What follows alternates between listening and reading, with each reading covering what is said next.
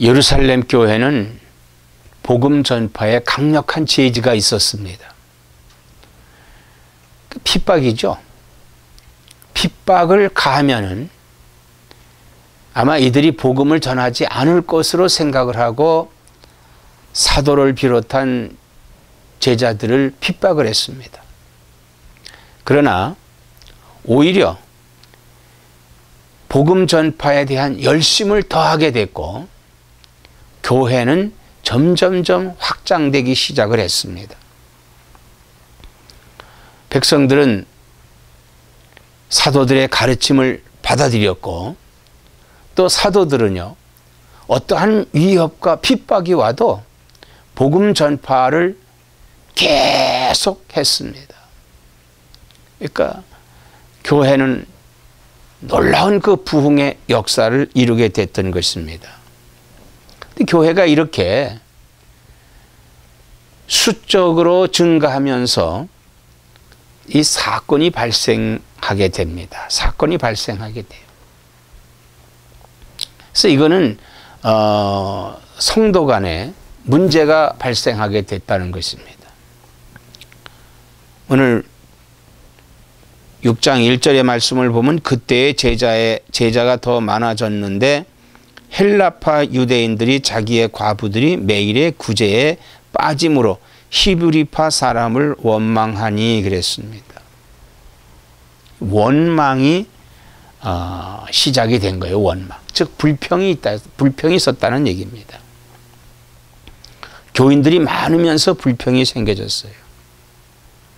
당시에 그 불평했던 사람들은 헬라파 유대인이었는데 교회는 가난한 사람들을 구제하기 위하여 많은 재정이 확보되어 있었습니다. 그러므로 이 초대교회의 원망은 근원은 그 재정 문제였다. 재정 문제였다. 아마 오늘날의 교회도 교회의 분쟁과 교회의 불평은 아마 재정 문제에서부터 시작될 것으로 볼 수가 있습니다. 교회에 처음 들어온 죄가 재정 문제예요. 금전 문제였죠. 그런데 원망이 시작된 것도 이 재정 문제입니다. 재정 문제.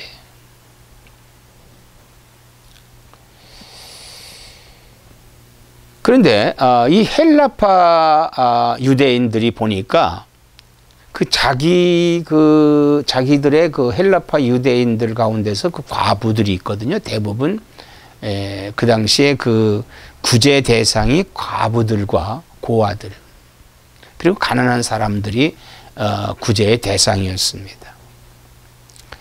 근데 매일 구제에 헬라파 그 과부들이 빠진다고 생각을 했던 거예요. 그 헬라파 유대인이라는 것은 이스라엘 나라 밖에 살다가 그 절기에 예루살렘에 와서 그 제사를 드리고 그리고는 다시 자기 살던 곳으로 이제 가는 그런 사람들을 헬라파 유대인이라고 그랬어요. 헬라파 유대인. 그런데 이들이요, 사실은 그 절기에 예루살렘에 왔다가 사도들의 그 복음 전파에 그 복음을 받아들이고 영접하고 이 그리스도인이 된 사람들입니다. 히브리파 유대인들은 뭐 예루살렘에 살면서 사도들의 복음을 듣고 개종해서 그리스도인이 된 사람들이에요. 그러니까 이들이 이제 교회는 히브리파 사람들과 헬라파 사람들 뭐 이런 사람들이 이제 모여들었지요. 이게 모여들었습니다. 그런데 이 헬라파는 아무래도 소수 아니겠습니까? 이렇게 많지는 않을 거예요. 주로 이제 히브리파가 많이 있죠. 그러니까 실상 이 헬라파 사람들은 적으면서도 자신들이 차별당한다 이렇게 생각을 했습니다. 또 사실 이 히브리 사람들은요, 이 헬라파 사람들을 조금 경시하는 그런 느낌은 있었습니다.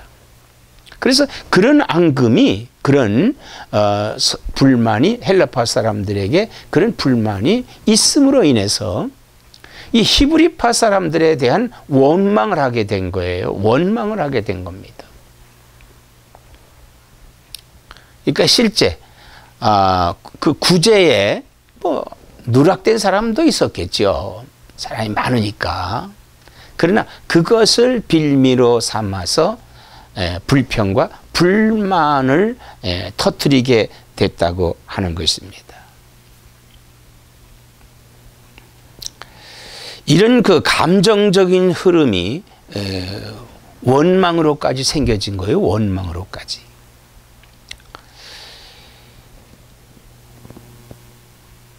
근데 이 원망이라고 하는 것은요, 원망이라고 하는 것은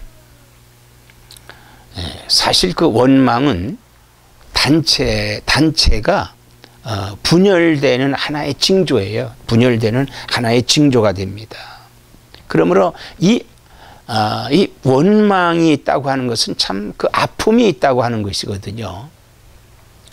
오늘 우리 사회에도 이 아픔이 있음으로 인해서 그 원망을 일삼는 사람들이 많이 있습니다. 원망을 일삼는 사람들이 많이 있어요. 자, 이 말을 표현한다고 하는 것은 좀 조심스럽습니다만은 우리가 그 데모를 한다, 데모한다, 시위한다, 이거 시위한다. 이 시위도 뭐냐 하면요, 그 자기들이 어떠한 그 소외됐다. 그래서 그 소외된 것을 어떤 자기의 자기의 목을 찾으려고 하는 것이 그 시위거든요. 그 시위입니다. 근데 그 시위에 보면은 어떤 것은 정당한 것도 있지만은 어떤 것은 정당하지 못한 것도 있다 이 말이에요.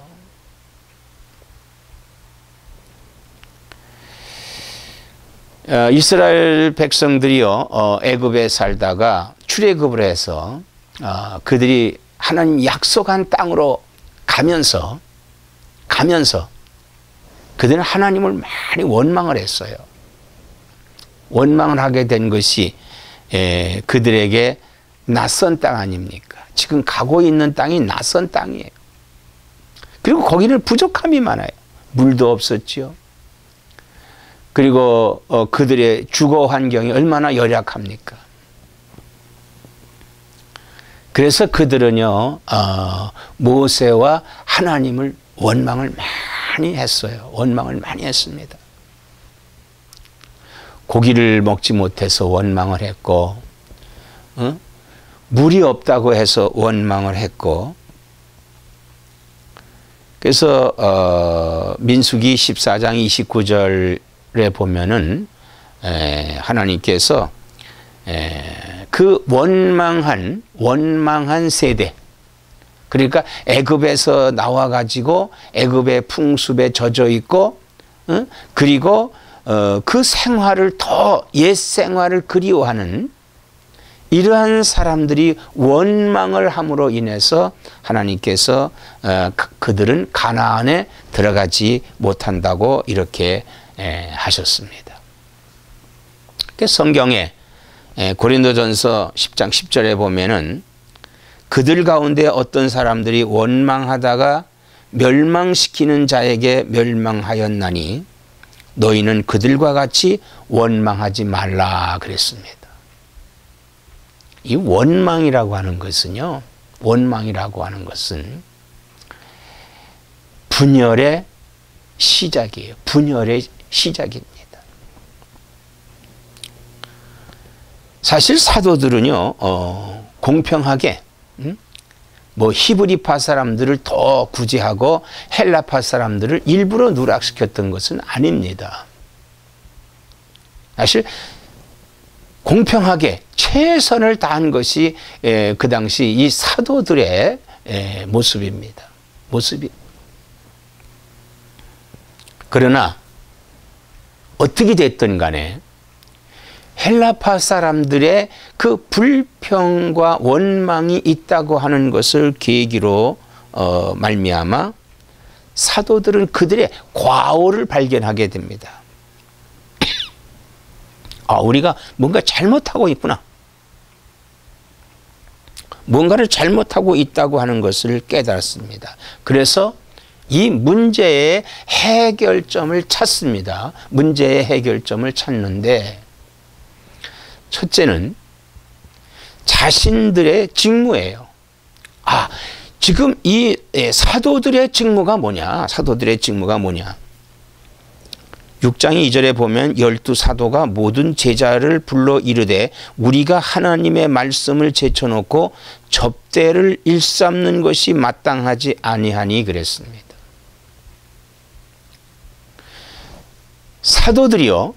사도들에게는 기도하는 것과 말씀 증거하는 것이 제일이다. 그것이 원래의 목적입니다. 그런데 교인이 많아지니까 말씀을 증거하면서 이제 그 교인들을 접대한다고 하는 것은 뭡니까? 그들을 보살피는 것이죠. 보살피는 거예요. 그래서 과부들, 가난한 사람들, 핍절한 사람들을 구제하고 그들에게 매일 양식을 나눠주고 그들을 보살피고 위로하고 그러다 보니까요 기도와 말씀 전하는 것이 소홀히 됐다 이거예요. 소홀히 됐다. 사실 모든 것은요 이게 맞아져야 돼요. 맞아진다고 하는 것은 균형이 있어야 된다는 거예요. 근데 이 균형이 깨졌어요. 그러니까 하나의 이 교회를 사도들이 섬기다 보니까 말씀과 기도는 이제 점점 줄어들게 되고 교인들을 접대하는 일이 점점 많아졌다고 하는 거예요. 그러면서도 말씀과 기도를 제쳐놓고 성도들을 접대하는데도 불구하고 불평이 생겼다. 이건 문제가 있다는 거예요. 여기에 문제가 있다. 그래서 사도들은요 신속하게 이 문제를 해결점을 찾습니다. 문제의 심각성을 느끼죠. 그것은 하나님께서 모세에게도 이러한 그 지혜를 줬어요. 어떤 지혜냐면요. 모세가 지도자가 돼서 그들을 관리하기가 힘들잖아요. 그러니까 이 부장제를 두지요. 50부장, 100부장. 그룹을 나눈다 이거예요. 그룹을 나눈다. 이 사도들도 이제 이 교회에서 이 접대를 그러니까 성도들을 서로 다루는 일에 일꾼을 뽑아야 되겠다라고 하는 겁니다. 일꾼. 참 이거 일꾼이 중요합니다. 그러니까 서로 나누어서 짐을 지고 서로 나누어서 일을 한다고 하는 것이 굉장히 중요하죠. 그래서 교회의 조직이 여기서 됩니다. 조직이 돼요. 이제까지는 사도들이 그 많은 사람들을 관리했지만은 이제부터는 이제 서로 나누어서 이 일을 담당을 해야 되겠다. 그래서 교회를 조직을 하는데 그 조직하는 것을 당시에 그 제자들이라고 성경에 기록되어 있으면 성도들이죠. 이 성도들에게 맡깁니다. 맡겨요. 그러면서 이제 일꾼을 뽑아야 되겠다. 일꾼을 뽑기 위해서 일꾼의 자격을 말해줍니다. 자격. 첫째 자격에 보면은 6장 3절에 형제들아 너희 가운데서 성령과 지혜가 충만하여 칭찬받는 사람 7을 택하라. 그 일곱을 택한다면은 그들에게 이 일을 맡기겠다. 그들에게 이 접대하는 일을 맡기겠다. 이렇게 여러 교회 성도들에게 선포를 합니다. 근데 여기에 일꾼의 자격은 첫째 성령과 지혜가 충만한 사람입니다. 성령과 지혜가 충만한 사람. 그러니까 이 성령 충만한 사람이 지혜가 있는 사람이에요. 성령 충만한 사람이. 자, 성령은 하나님이시죠. 그 하나님이 하나님에 대한 충만한 사람, 하나님에 대한 충만한 사람이에요. 그러니까 성령 충만한 사람을 택하라는 거예요. 그 성령에 충만하고 지혜가 있는 사람, 이런 사람을 가리키는 겁니다. 그 왜 성령 충만한 사람을 택하느냐? 성경에 말씀하시기를 오직 하나님이 성령으로 이것을 우리에게 보이셨으니 성령은 모든 것 곧 하나님의 깊은 것까지도 통달하시느니라. 고린도전서 2장 10절에 말씀을 하셨습니다. 이 성령은 하나님의 깊은 것까지라도 통달한다. 그러니까 하나님의 깊은 것은 하나님의 지혜를 가리키는 것이거든요. 그러니까 하나님을 안다는 거예요. 그러니까 성령 충만한 사람은 하나님을 아는 사람이에요. 그러니까 하나님을 알므로 하나님의 뜻대로 하나님의 뜻으로 일하는 사람을 가리키는 겁니다. 그러니까 첫째로 하나님의 일꾼은 내 생각으로 일하는 사람이 아니라 하나님의 뜻을 따라서 일하는 사람이 돼야 된다는 겁니다. 이 목사도요, 하나님의 뜻을 따라서 목사를 해야 됩니다. 장로님도요, 하나님의 뜻을 따라도 장로가 돼야 돼요. 권사, 집사, 모든 직분이요, 하나님의 뜻을 따라서 그 직분을 감당해야지 내 감정, 내 생각, 내 지식으로 그 직무를 감당한다면은 그것은 원망과 불평이 일삼아지는 것입니다. 오늘날 왜 교회가 불만이 있고 원망이 있습니까?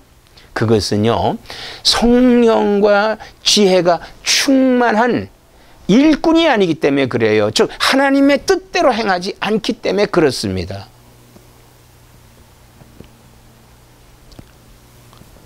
잠언서 2장 6절에 대저 여호와는 지혜를 주시며 지식과 명철을 그 입에서 내심이며 하셨습니다.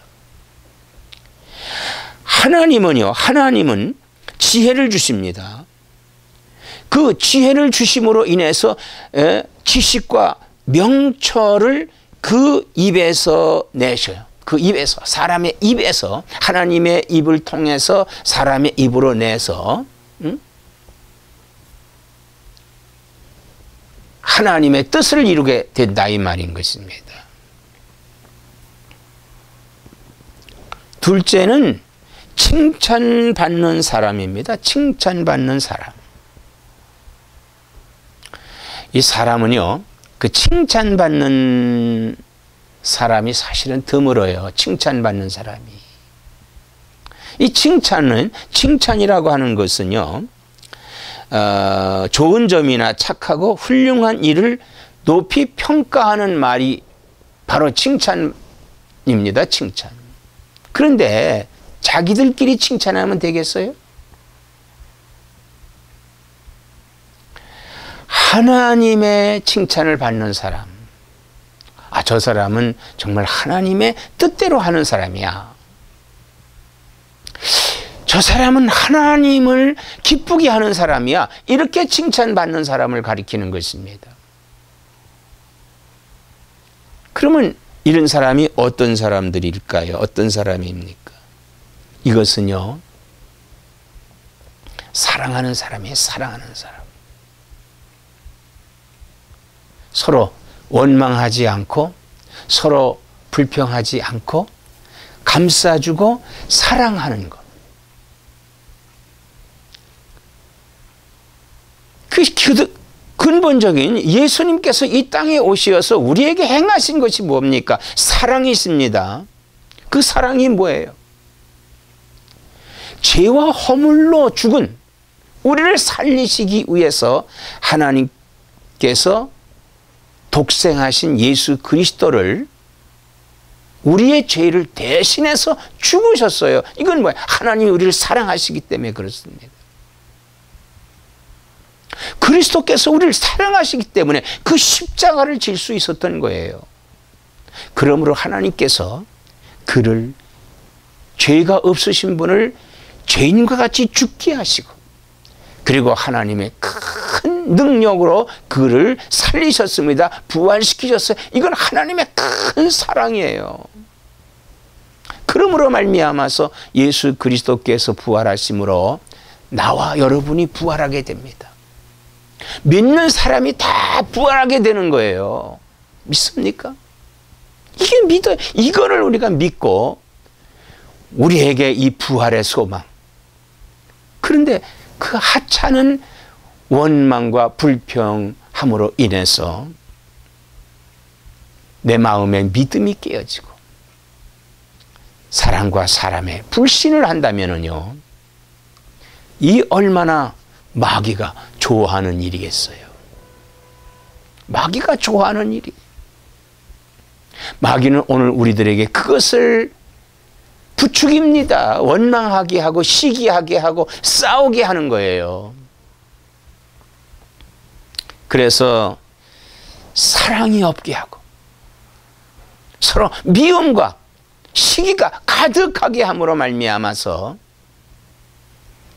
결국은 천국에 이르지 못하게 하는 그런 함정을 파놓고 있는 것입니다. 사랑하는 여러분, 우리는요, 성령 충만해서 하나님의 지식이, 하나님의 지혜가 우리 가운데 가득해야 됩니다. 그러므로 하나님께 칭찬을 받는 사람이 돼야 돼요. 하나님께 칭찬받는 사람이 사람에게도 칭찬을 받습니다. 사람에게도 칭찬을 받아요. 그래서 이렇게 해서 7명을 택합니다. 7명을 택하여 사도들이 그 위에 안수합니다. 그 위에 안수해요. 이 안수라고 하는 것은요,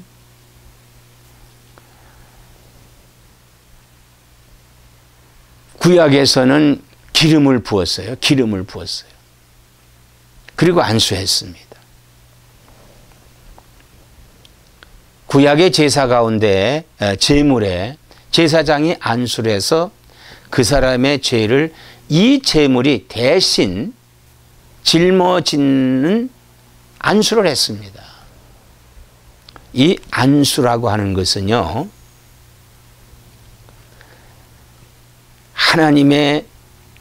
하나님 앞에 겸손한 자로 세워주는 거예요.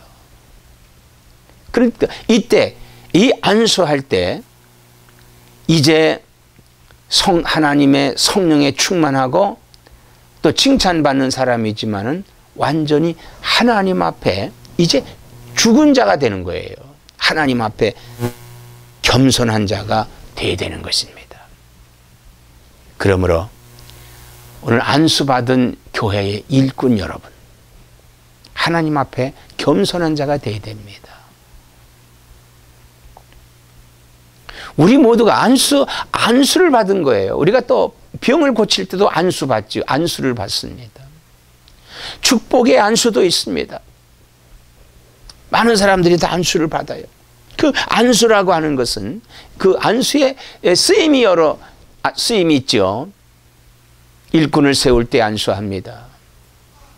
축복을 빌 때 안수합니다. 이것은 하나님 앞에 자신을 온전히 낮추는 겁니다.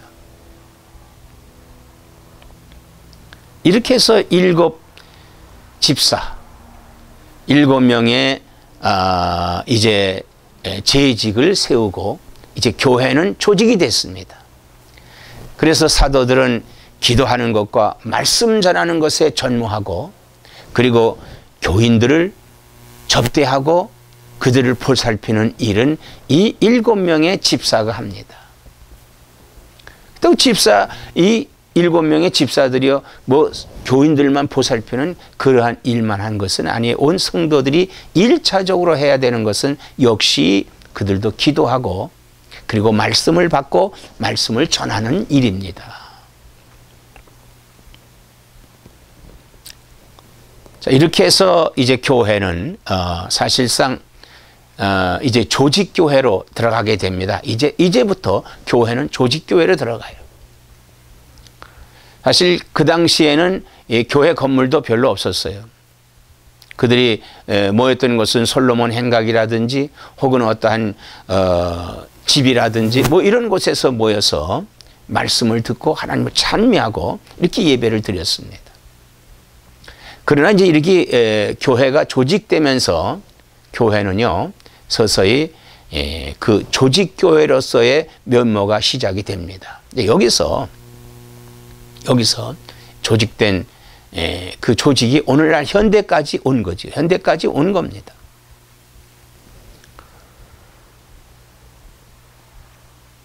사랑하는 성도 여러분, 이렇게 조직된 조직은요, 하나님의 뜻을 이루기 위해서 조직하는 것이지, 어떤 교회가 증가하기 위해서 조직을 한다면은 이건 성경적이지 못하다고 하는 거예요. 또 이 조직을요, 사람들의 어떠한 그 힘을 과시하기 위해서 조직한다면은 이것도 역시 하나님께 기쁨을 드리지 못하는 것입니다.